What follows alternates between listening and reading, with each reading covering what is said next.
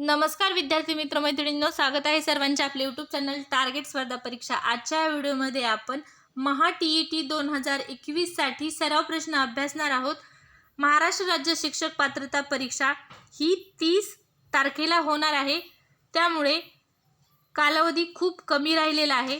सर्वांनी सर्व विषयाचा अभ्यास करणे खूप आवश्यक आहे। आपल्या चॅनलवर तुम्हाला मराठी व्याकरण, बालमानसशास्त्र, अध्यापनशास्त्र या विषयाचा अभ्यासक्रम उपलब्ध आहे। तर आजच्या व्हिडिओमध्ये आपण बालमानसशास्त्र व अध्यापनशास्त्र या विषयावरील काही महत्त्वाचे प्रश्न अभ्यासणार आहोत, त्यामुळे व्हिडिओ शेवटपर्यंत पहा। चला तर मग सुरुवात करूया आजच्या व्हिडिओला। आजच्या व्हिडिओतील सर्वच प्रश्न हे खूप महत्त्वाचे आहेत, कारण हे प्रश्न DTEDच्या शालेय अभ्यासक्रमावरील आधारित प्रश्न आहेत व ते प्रश्न येणाऱ्या परीक्षेच्या दृष्टिकोनातून खूप महत्त्वाचे आहेत, कारण यापूर्वी देखील या प्रकारचे प्रश्न विचारलेले आहेत।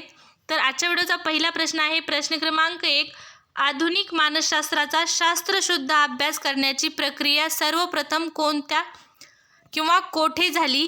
तर या प्रश्नाचे योग्य उत्तर आहे युरोप। आधुनिक मानसशास्त्राचा शास्त्रशुद्ध अभ्यास करण्याची सर्वप्रथम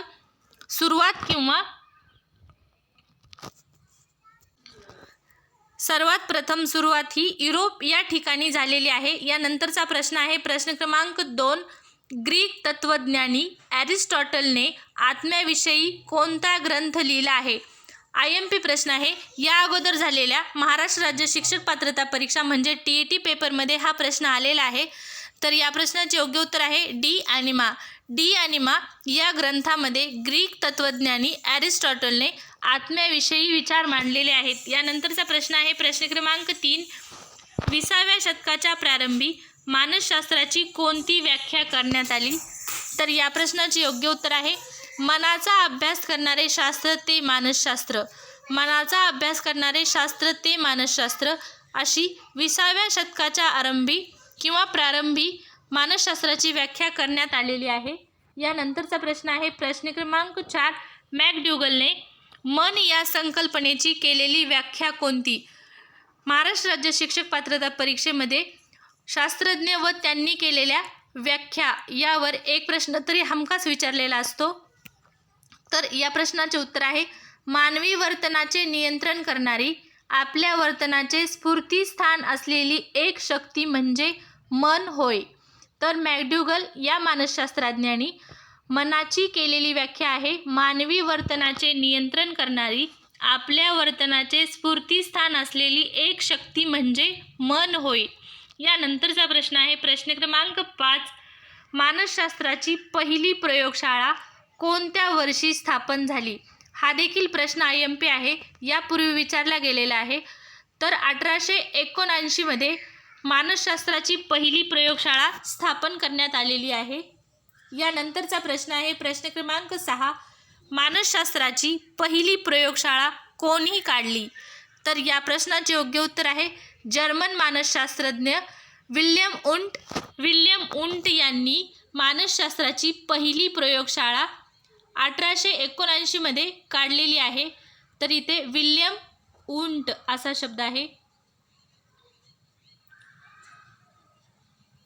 विल्यम उंट, इथं उंट झाले तर विल्यम उंट असा शब्द आहे। यानंतरचा प्रश्न आहे प्रश्न क्रमांक 7, मानसशास्त्राची पहिली प्रयोगशाळा कोठे स्थापन करण्यात आली?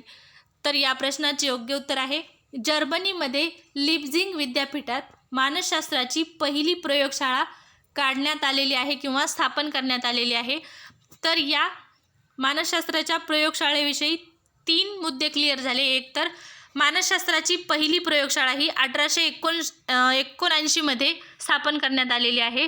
मानसशास्त्राची पहिली प्रयोगशाळा 1879 मध्ये जर्मनीमधील लिप्झिग विद्यापीठात विल्यम उंट यांनी स्थापन केलेली आहे। असे 3 मुद्दे क्लिअर झाले। यानंतरचा प्रश्न आहे प्रश्न क्रमांक 8, सर्वप्रथम कोणती अवस्था ही मानसशास्त्राचा अभ्यास विषय झाली? तर या प्रश्नाचे योग्य उत्तर आहे बोधावस्था। बोधावस्था ही सर्वप्रथम मानसशास्त्राचा अभ्यास विषय झालेली अवस्था आहे। यानंतरचा प्रश्न आहे प्रश्न क्रमांक 9, वर्तनवादी मानसशास्त्र वर्तनवादी मानसशास्त्रज्ञ वॅटसन यांनी मानसशास्त्राची केलेली व्याख्या कोणती? तर या प्रश्नाचे योग्य उत्तर आहे मानसशास्त्र म्हणजे वर्तनाचे शास्त्र होय. मानसशास्त्र म्हणजे वर्तनाचे शास्त्र होय अशी व्याख्या वर्तनवादी मानसशास्त्र वॅटसन यांनी केलेली आहे. यानंतरचा प्रश्न आहे प्रश्न क्रमांक 10. सर्व मान्य असलेली मानसशास्त्राची व्याख्या कोणती? प्रश्न असा आहे सर्व मान्य असलेली मानसशास्त्राची व्याख्या कोणती? तर या प्रश्नाचे योग्य उत्तर आहे मानसशास्त्र म्हणजे मानवी वर्तनाचा अभ्यास करणारे शास्त्र होय. सर्व मान्य असलेली मानसशास्त्राची व्याख्या आहे मानसशास्त्र म्हणजे मानवी वर्तनाचा अभ्यास करणारे शास्त्र होय. यानंतरचा प्रश्न आहे प्रश्न क्रमांक 11. एस वुडवर्थ यांनी केलेली मानसशास्त्राची व्याख्या कोणती?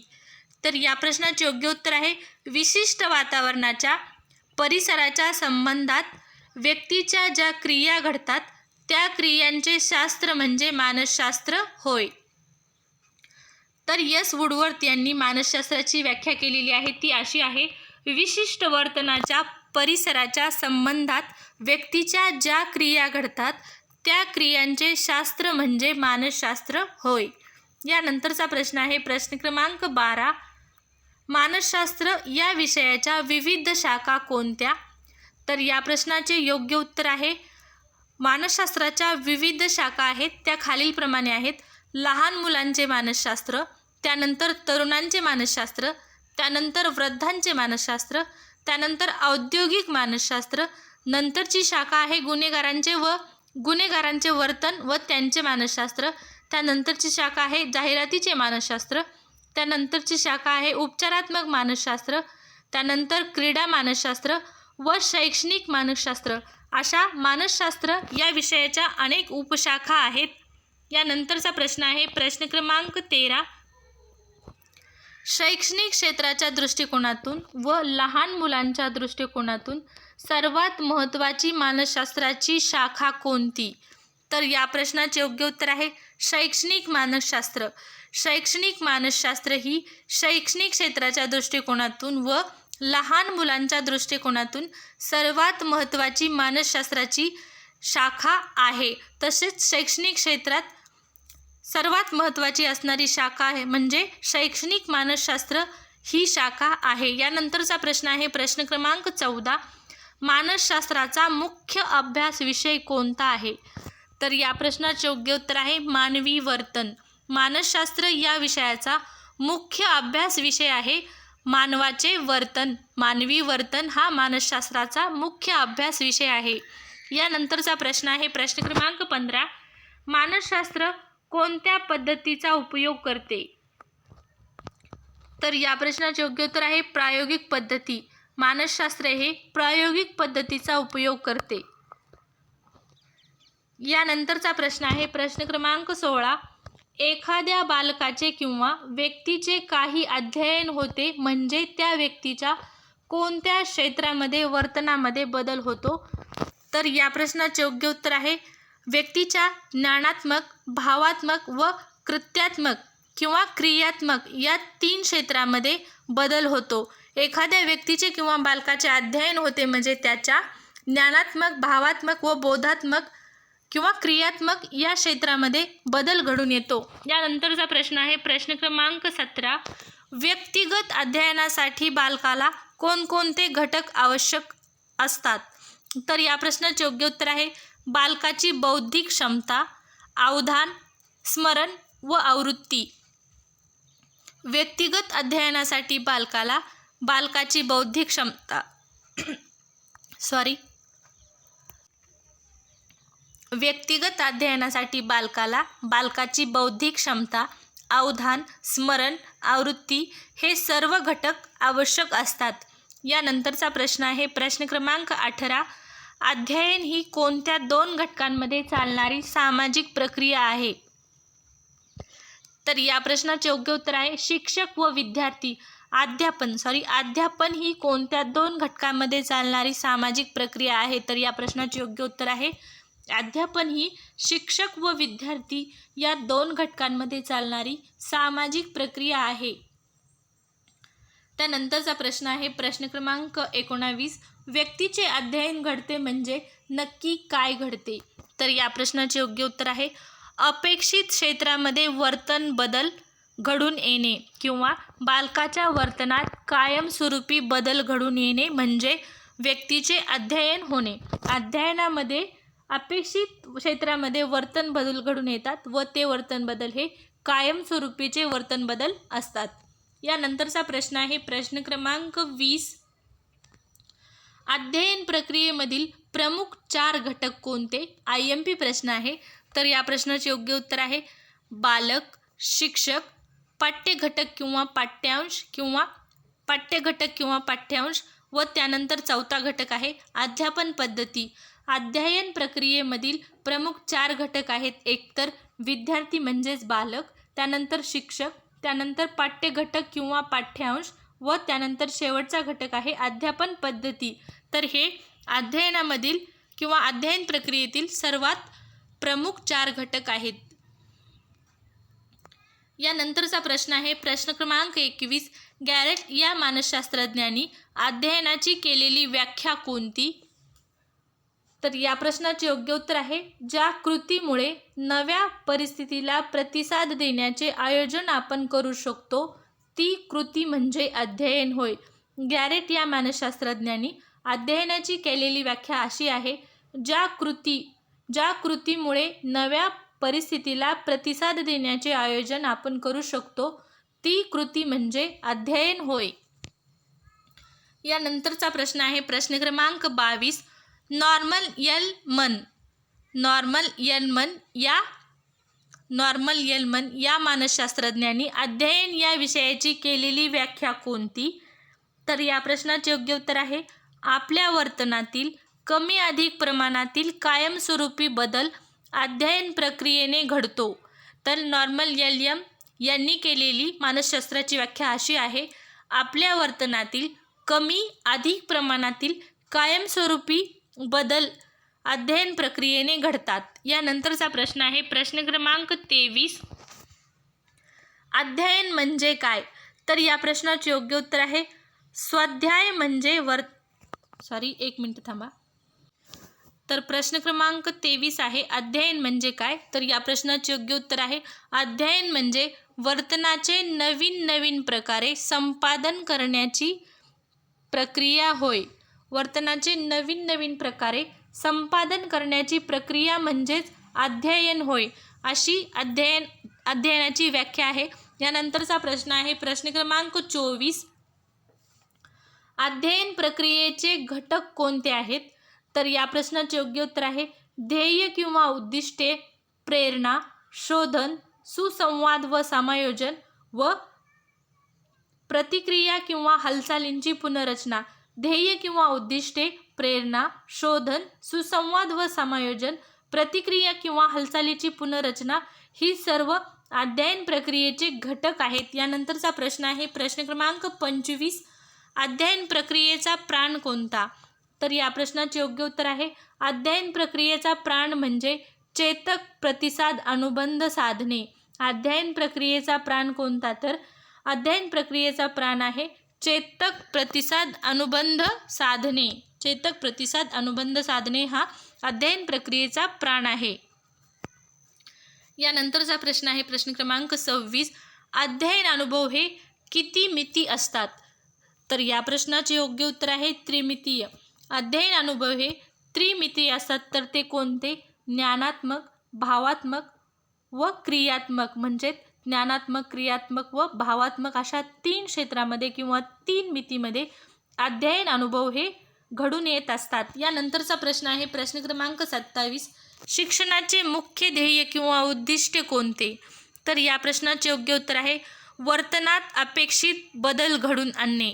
विद्यार्थ्यांच्या वर्तनामध्ये अपेक्षित वर्तन बदल घडून आणणे व हा वर्तन बदल कायमस्वरूपीचा असला पाहिजे हे शिक्षणाचे मुख्य उद्दिष्ट किंवा ध्येय आहे. यानंतरचा प्रश्न आहे प्रश्न क्रमांक 28, शिक्षकाला मानसशास्त्राची गरज कशासाठी आहे? तर या प्रश्नाचे योग्य उत्तर आहे बालकाला समजून घेण्यासाठी.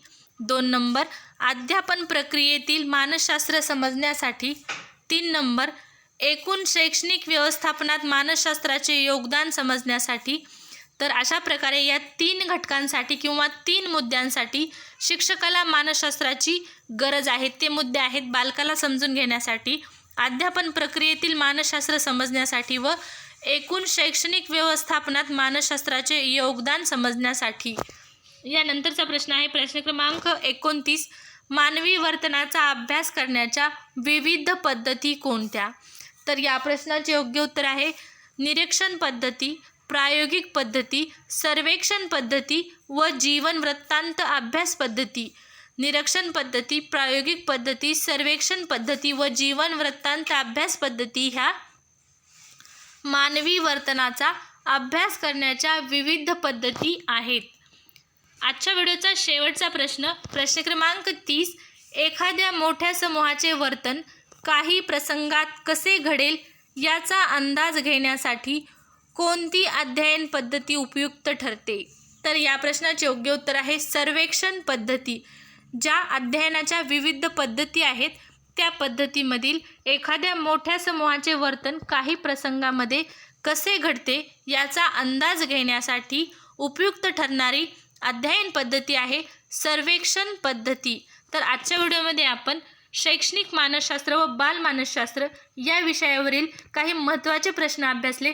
तर हे प्रश्न येणाऱ्या परीक्षेच्या दृष्टिकोनातून खूप महत्त्वाचे आहेत, त्यामुळे हा व्हिडिओ वारंवार पहा. या व्हिडिओमधील व्याख्या वारंवार पहा, पाठ करा.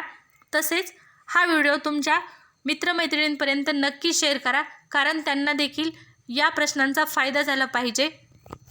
तर आजच्या व्हिडिओमध्ये इतकेच. आजचा व्हिडिओ आवडल्यास नक्कीच व्हिडिओ लाईक करा, शेअर करा. चॅनल सबस्क्राईब केले नसेल किंवा चॅनलवर पहिल्यांदाच आला असाल तर चॅनल सबस्क्राईब करून ठेवा व बेल आयकॉन प्रेस करा, कारण अशाच प्रकारच्या सर्व स्पर्धा परीक्षेविषयीसाठीचा अभ्यास तुम्हाला आपल्या चॅनलवर सतत दररोज मिळत असेल. तर आजच्या व्हिडिओमध्ये इतकेच. धन्यवाद.